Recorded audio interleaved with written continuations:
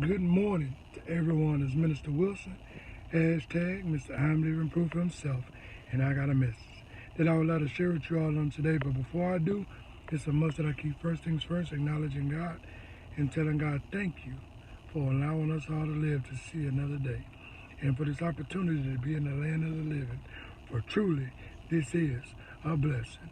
Now that that's done, let me jump into this message that I would like to share with you all on today. In today's message, I'm going to title it Forced to Adjust.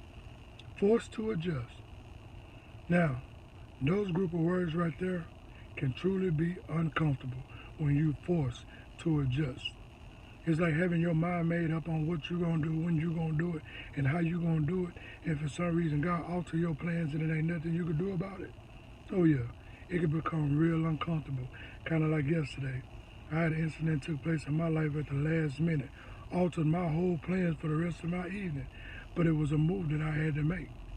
And then I had to realize in the midst of me having to make this move, even though I was uncomfortable, even though I was upset, who was suffering the most? Me.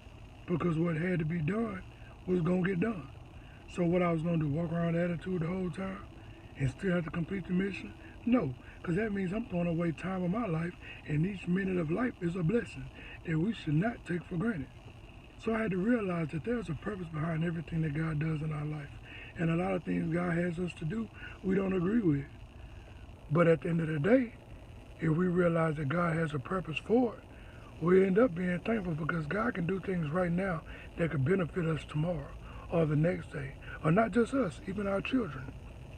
So you have to realize whenever you're being forced to adjust to do something that's not going in agreement with your schedule, realize that God has a plan and a purpose for it. Isaiah 55:8 tells us that our ways, his ways are not our ways.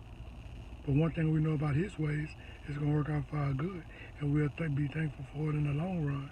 So I'm just praying that this message was a blessing to you. So if you ever get put in a situation where your plans had to change, then realize God has a purpose for it. So go ahead and start thanking him in advance. Trust me, you'll be grateful later. Have a great and wonderful day. Mr. I'm living proof of himself, and I'm out here. Have a good one.